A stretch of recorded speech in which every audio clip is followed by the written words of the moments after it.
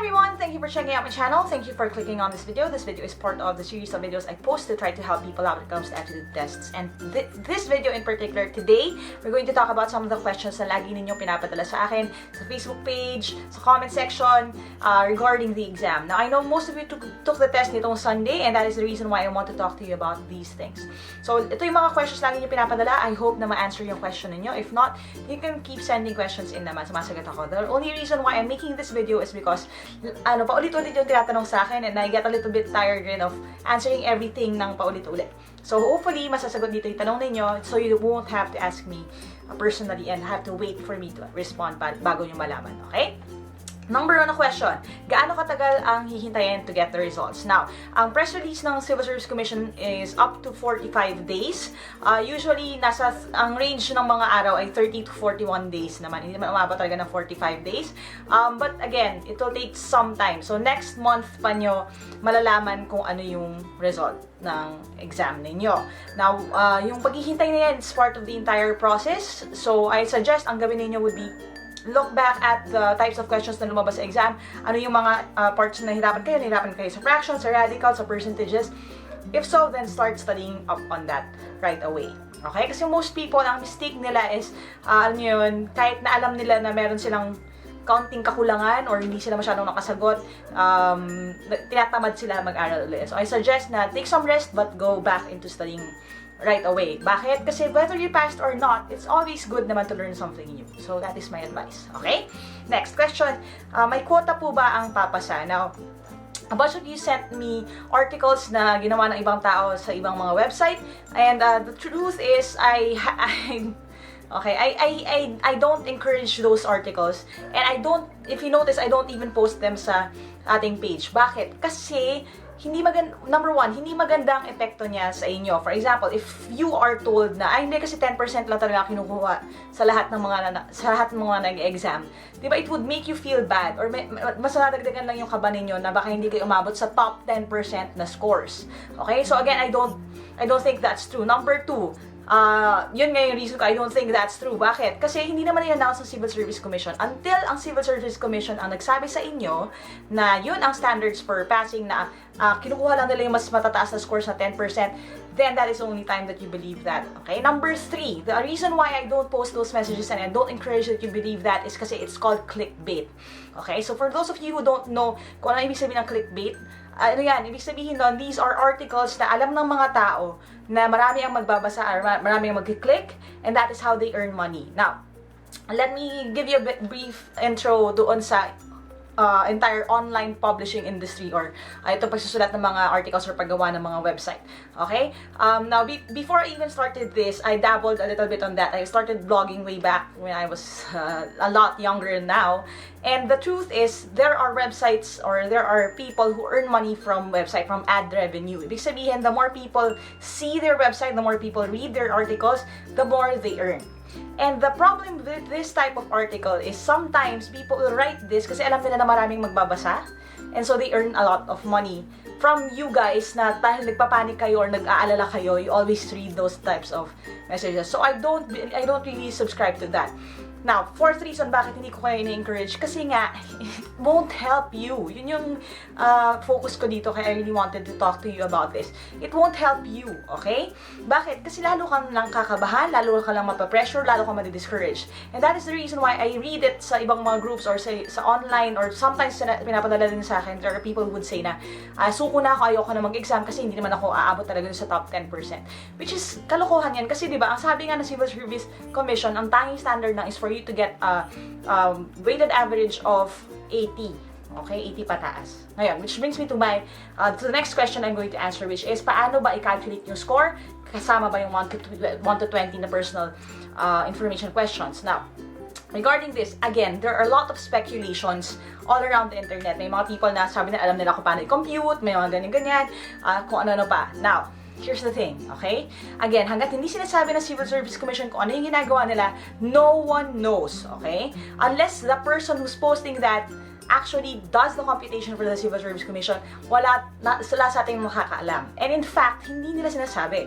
Probably, if someone claims to be an employee ng Civil Service Commission, kaya alam niya kung paano i-compute, that employee would either be fired or, alam niyo, baka i-demanda pa sila. Kasi those are things that you're not supposed to talk about unless sinabi ng boss mo na pwede niyong i-announce yung mga bagay na yan. So, saan nanggagaling itong mga computation na yan na lumalabas online? Those are speculations. Ibig sabihin, may mga tao na, baka siguro ganito yung ginawa nila, baka siguro ganito yung ginawa nila. So, hindi tayo sure. So, don't waste your time calculating your scores based on those things. Kasi, tanong, nakakatulong ba sa inyo? Di ba? Hindi naman nakakatulong. That is also why I don't encourage people na magsasabi. Kasi yung iba naman sasabihin nila, so 150 yung tanong. So, pag times 0.8 ko ba, yun ang passing score? Ibig sabihin ba nun, ang pwede ko lang maging mali sa na tanong sa exam, or these questions, kaya 20, okay, 30 items lang pala yung pwede kong masagot ng mali. I don't encourage that too, and I tell my students that a lot. Why? Kasi ganito mangyayari sa inyo pag nag-exam. Habang nag-exam ka, nagbibilang ka, sandali lang, number 1, mali ako doon kasi hindi ko alam yun eh. Number 3, nako, mali uli ako. So, ang nangyayari, yung utak natin, instead of focusing on the answer sa question na kaharap ninyo right now, you are thinking of other things pa. You're piling it on. Tapos yung mga thoughts na hindi rin nakakatulong kasi lalo ka lang kakabahan. Yung iba nagka-countdown pa. Naku, kung 30 items lang ang hindi ako pwedeng magkamali. Naka-28 na ako. Marami pa yung exam. So, ibig sabihin, babagsak na ako. Nag-exam ka pa lang, may negative thinking nang nagaganap. So, hindi siya nakakatulong sa entire process. So, one of the reasons why I started the page, and one of the reasons why I don't have a Facebook group just yet is because of that. Kasi ayokong, I want to be in control over what you think then, pagdating sa exam, your thoughts, your negative thinking. Gusto ko, na-encourage ko kayo. Kasi, pag nag-start na yung mga nervous na yan, yung mga negative thinking na yan, yung mga feeling na, imposible na ako pumasa yung mga thoughts na yan, hindi na, masasayang lahat ng in-effort natin sa pag-aaral, ng effort ninyo sa pagpa-practice, ng effort ko sa paggawa ng videos. Kasi, pagpasok nyo pa lang sa exam room, defeated na kayo. Feeling nyo, babagsak na kayo. So, that won't help. So, that's the reason why I don't encourage you to calculate your own scores. Okay? Na ngayon pa lang, hindi pa lumalabas yung results, tinatansya mo na kung papasa ka o hindi. Now, kung counted ba yung numbers 1 to 20, kung may score ba yon, I don't know. But if I am going to speculate, I don't think it's included. Kasi, di ba? Hindi naman importante yun eh. Kung ako yung teacher for example, kung ako yung teacher, gagawa ko ng exam, hindi ko naman nagsuskoran yung pangalan ng estudyante or yung date. Unless preschool kayo. Kasi sa preschool talaga siniskoran yung pangalan kasi tuturuan pa lang kayo magsulat. Pero I don't think counted siya sa pagdating sa civil service exam. So just, instead of wasting your time sa pag-iisip ng mga ganyang mga bagay, focus on studying and improving na lang. Okay? So, next. Ang hirap ng English. Okay. Now, I'm thankful sa inyong lahat na nagpadala ng mga encouraging na messages ng feedback about the exam. Now, there's one thing na paulit-ulit na lang nangyayari dun sa mga messages na pinapadala sa akin. And that is, people always say na madali na yung math. Now, that is something that makes me so happy kasi ibig sabihin nun, the video lessons are working. Ibig sabihin din nun, nag-i-increase na ang inyong confidence sa sarili ninyo when you're answering math questions. I've had people tell me na allergic ako sa math since birth, but now confident na ako. Nagulat ako kasi ang bilis ko siyang nasagutan sa exam. And that is exactly why I focus on math instead of anything else sa mga videos ko. If you notice, pinakamarami ang topics ko on math than anything else. Now, the reason for that is this. Okay? Kasi I knew entering into this, I knew starting this, na hindi ko kayang, alam niyo yun, gumawa ng videos for everything sa loob ng isang taon o kahit 2 taon. In fact, 3 years ko na itong ginagawa. Hindi ko pa rin tapos lahat ng topics. Now, the reason for that is just time, at saka effort, at saka tao lang ako. I have my own limitations. So, I started with math. Now, the reason why I started with math is precisely because of that. Bakit? Kasi ang math, madali siyang matutunan. Now, a lot of people don't believe me. But I think, kung nag-follow kayo dito sa page or nag-subscribe kayo sa YouTube, naramdaman nyo na yan nung nag-take ng test, di ba? Nakaka-build ng confidence. Kasi yung questions na dati hindi natin alam, through practice or through the speed techniques that I teach, nasasagutan nyo na siya ng mabilis ngayon. Yun ay madali sa math kasi these are concepts, these are techniques. Ibig sabihin ko, alam yung technique, when you see a ratio question, ratio rotation, alam ko na agad yan. When you see a long problem, backtracking, alam ko na agad yan. Each problem, table technique, alam ko na yung gagawin dyan. So these are easy things to learn. in watching siguro yung one video kahit 2 or 3 times, makukuha nyo na yung technique. Ma-apply nyo na siya sa susunod. That is because fluid intelligence ang math. Ano ibig sabihin ng fluid intelligence? Ibig sabihin, these are things na nag-a-adjust kayo, nag-a-analyze tayo every time na ginagamit natin. The problem with language is crystallized intelligence yan. Ibig sabihin nun, you actually have to know the words, to be familiar with the rules. You have to really understand that, maybe even memorize the rules in order for you to answer the questions correctly. So it will take a lot of time in order for you to be solid pagdating sa grammar and sa vocabulary. In fact, I'm still learning, kahit ako personally. And I have an idol or a mentor, si Ma'am AJ Villa, si Attorney Janet Villa, and she would tell you, and she's not ashamed about it, but she's like literally the smartest person I know personally, ha. And she would always tell her students when she holds workshops, or kahit kami nung estudyante niya pa kami, she would say na, I'm still learning and I'm enjoying the process of learning. Kasi yun na ang language. Ang language always evolves, always changes, and you have to have a lot of exposure in order for you to acquire new vocabulary. Ano ibig sabihin nun? When you read a word, kunyari, acquiescence, kung nabasa mo siya na isang beses, baka hindi nyo pa siya agad maintindihan. What you have to do would be to invest time. Find the meaning, use the sentence, or encounter that word maybe 6 or 10 times pa in context, ibig sabihin sa loob ng isang sentence, para mahulaan ninyo kung ano yung ibig sabihin niya. So it takes a lot of time. That is the reason why I don't focus on English. I focus a lot on math, kasi magagawan ko ng paraan yung math side ninyo.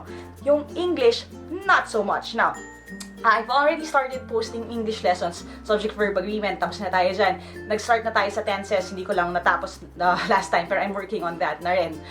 The reason why I posted those later is because I would rather na bumawi kayo sa math and sa logic, hilahin nun yung score ninyo sa English at saka sa general information. That way, mas malaki pa rin yung chances ninyo of passing the test. So that is the reason why. And expected yan, okay? Expected yan na mahirap ang English, especially if you don't like reading.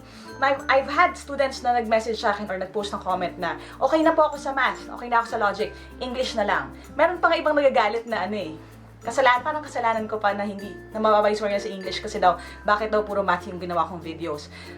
Again, number 1, you don't pay me to do this. Number 2, again, that is the reason why. Kasi if I keep making English lessons, tapos hindi nyo naman agad siya mag-pick up, sayang yung oras na sana ginugol nyo na lang in learning math. Kasi yung math na yun will give you solid points for the exam. Another thing, hindi kasi natin alam kung ano yung lalabas sa exam. Minsan pabalit-palit yan. Per booklet, may mga booklets na maraming math, minsan maraming English. Kahit makita niyo yung mga comments ng mga teammates ninyo, iba-iba sila. Some of them would say, ay marami sa akin sa math, sa akin marami sa English.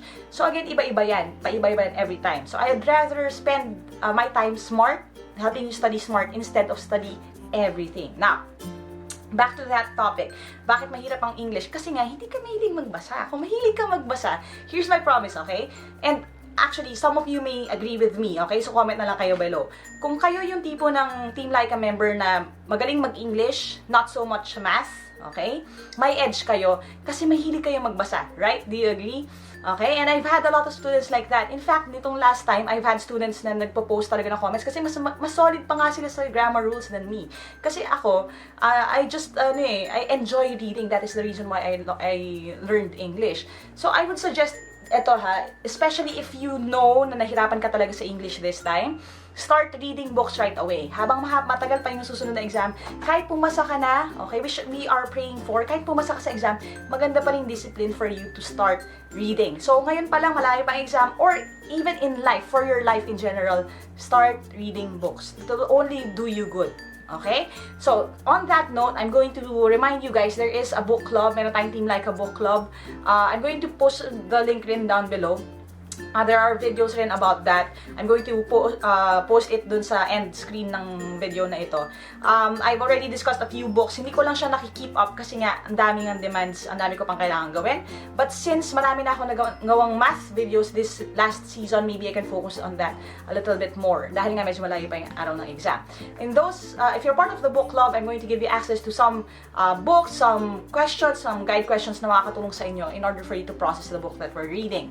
Okay, so I'm going to restart that. Just stay tuned for that. Make sure that you're subscribed to this channel. Hit the bell icon para malaman niyo yung next reading natin. And also, sign up sa book club. There's going to be a link below. Click nyo yung form na yon, fill in your information. That way, masisend ko sa inyo yung emails and updates pag nagsimula na ulit tayo ng book club. Bakit? Kasi that is the only way for you to learn and grow in language. Okay? Wala masyadong shortcut yan, hindi katulad ng math. Next question. Okay? Walang lumalabas na general information. That's exactly my point. Now, I've had students na nag-a-attend ng mga live review events, or I've had students na nagbe-message sa akin or nagre-request na gumawa ako ng videos on general information sa Constitution.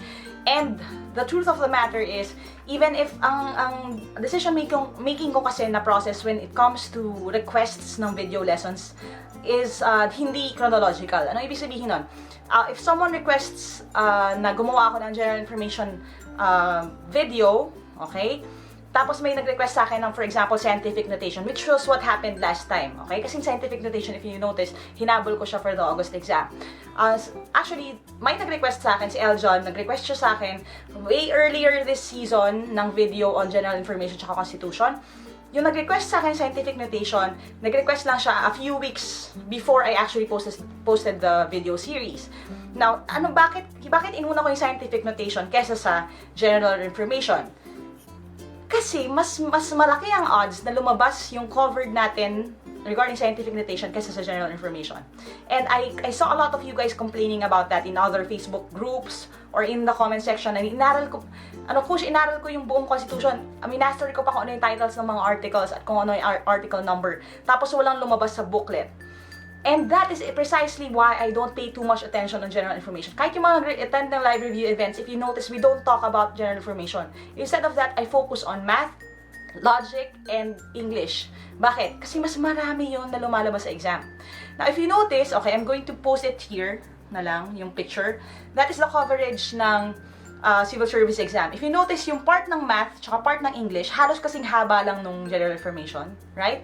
Mas mahaba pa nga kasi may RA ka, may Philippine Constitution ka, meron ka pa yung sa environmental chuchu, sa DNR, sa RA, tapos may Code of Ethics ka ba, ang dami, right? Now, if you notice, halos mas marami pa ng coverage ng general information, but pagdating sa actual exam, ilang items lang siya. Siguro 10, 15, 20 items versus yung 40 to 50 nung ibang subjects. So, again, I'm focused on you guys studying smart. Ibig sabihin, I'm going to equip you with enough tools for you to pass the test. So, kung uubusin natin yung oras natin, sasayangan natin yung oras natin sa general information, tapos wala namang lumabas, hindi ba sayang yung time at effort mo, time at effort ko, right? Kasi isipin niyo, if I made a video on the Philippine Constitution, which I could, actually, kasi I still have my PowerPoint presentations naman. I used to teach Pol Sci kasi sa school. The only reason why I don't teach it anymore kasi I'm focused on this na. Nag-quit na ako sa school. Sayang nga kasi I actually enjoy that class. But I could teach you that. All of that, I could teach you that. But, siguro gagawa ako ng ganong video. Baka umabot ng siguro 8 to 9 videos, isang series. Okay? Mga siguro sabihin natin 15 or 20 minutes each video. So, it will take a lot of time on my part to make that video, a lot of time on your part to study that video, tapos paano kung walang lumabas? Diba, this time daw, ang sabi sa akin, wala daw halos na lumabas sa Constitution, puro mga current events lang at saka mga situational regarding Code of Ethics. Tapos pa-iba-iba pa, okay? So, sayang yung time na guguguli natin sa pag-aaral ng topic na hindi naman pala lalabas. I would rather focus on math, language, and logic muna. Okay, so that is the reason why I don't teach general information that much. Okay, so we could go over that, but you can also do self-study na rin kasi kung gusto niyo matuto ng Code of Ethics, basahin niyo na lang. Okay, I can't do a lot of things with that kasi anong gagawin ko? Babasahin ko sa inyo, di ba? Sayang naman yung time natin lahat. So that is the reason why I don't do that. Okay, so para di sayang yung effort natin lahat. So next, what do I do now? Okay, so paano daw mag-move on? May nagtanong din sa akin paano mag-move on. Here's the thing, okay? Focus on the task at hand. I always tell my students that whether sa exam or in real life. Now, ano ibig sabihin nun? If you are unemployed, then focus on maybe finding a job, filling in your resume. Make sure that you attend seminars na marami namang libro dyan. Magbasa ka ng libro. Yung waiting time na 30 to 40 days, make it a useful phase sa buhay ninyo. Grow kayo pa rin. If you're working, then work hard. If you're a nanay, then nanay hard. Ibig sabihin nun, do what you could with what you have right now. Okay? Habang naghihintay. Marami kasi mga tao, pag tapos na yung exam, tapos kakalimutan na uli nila lahat ng mga inaral nila. I don't encourage that. I would suggest na you still keep on. Kasi it could only build time. Now, another message that I always get is this. People would tell me, ma'am or coach, nakita ko po yung videos nyo, yung mga topics na discuss nyo lumabas talaga sa exam. Kaya lang mabagal pa ako, or kaya lang nagkulang ako sa time. Now, ano ibig sabihin nun? Ibig sabihin nun, kulang pa tayo sa practice. Kasi ang practice will build up your speed. Bibilis kayo the more that you practice. So, that has been a recurring theme sa mga students ko. In fact, that is the reason why I don't promise na pag nanood kayo ng videos, magically papasa kayo. Hindi. Depende yan sa tao. Ibig sabihin, sa dami ng practice time na ginugol ninyo, doon natin malalaman kung bibilis kayo ng bibilis. Kasi ang suggestion ko talaga would be, buuin natin yung math. Pag solid na kayo sa math, mabilis na kayo sa math, you can solve math problems in seconds. Those things, those times, yung mga seconds na yan, minutes na yan na save ninyo, you can use it for logic, you can use it for English. Kasi ang reklamo rin sa akin is, ang hahaba daw ng mga articles, ang hahaba ng mga paragraph, tapos kakaunti lang yung tanong. So, kakaubos daw siya ng time sa analysis. And that is actually true. Now, I'm working on, dito sa habang season break, I call it season break kasi ibig sabihin, malayo pa yung susunod na exam. Habang season break, I'm working on something that I already started way before, which is yung program for speed reading. However, I cannot teach that kasi ng magically na parang, sige, pag napanood yung video na ito, mabilis na kayo magbasa next time. Hindi rin ganun eh. It takes a lot of practice. So, I'm trying my best pa to create a program to help you speed read. Okay? And so, please pray for me while I do that. I hope God gives me the wisdom to teach that better. And the reason why it's hard to do that is kasi talagang mahirap talaga. The reason why I read really fast is kasi since bata ako, I've loved reading so much. And I consume books as much as I could. In fact, one of the stories that I love telling people is this.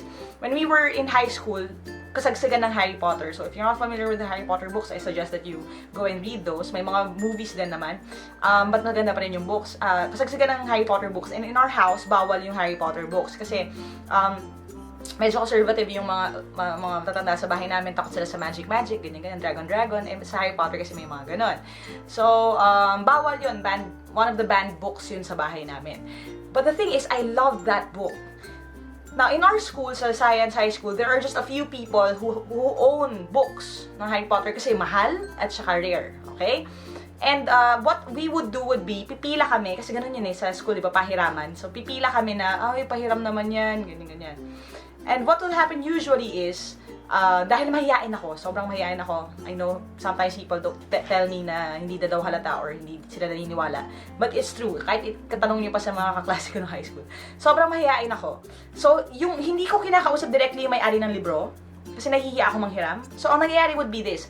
Maybe I have a friend na hihiramin yung libro, tapos dahil medyo tinatamad yung friend ko magbasa ng libro dahil may klase kami or dahil may ginagawa siyang iba, hihiramin ko dun sa nanghiram yung libro.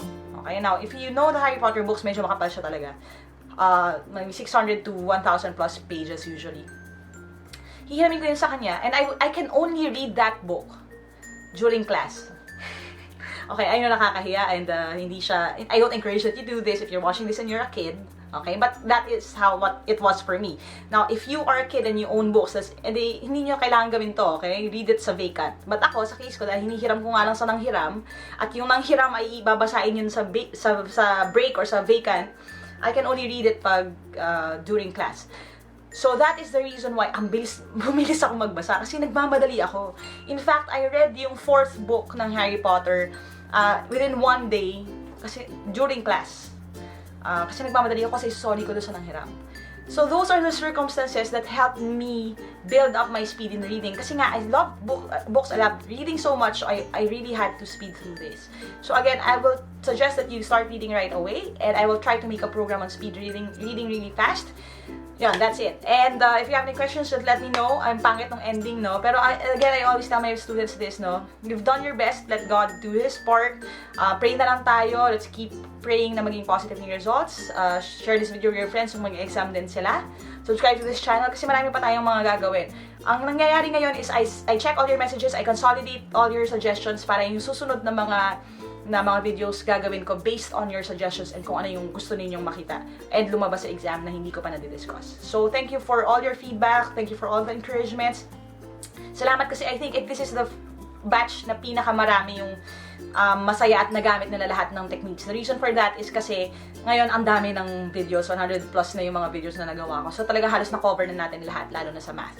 So I'm going to keep making more content. I promise you that another question that people ask is, are the reviewers still available? Yes, they're still available. If you want to order, go to www.facebook.com/Team Lyqa to find out how to get your own copy. I have them shipped naman at least once a week, so you can get your own really soon.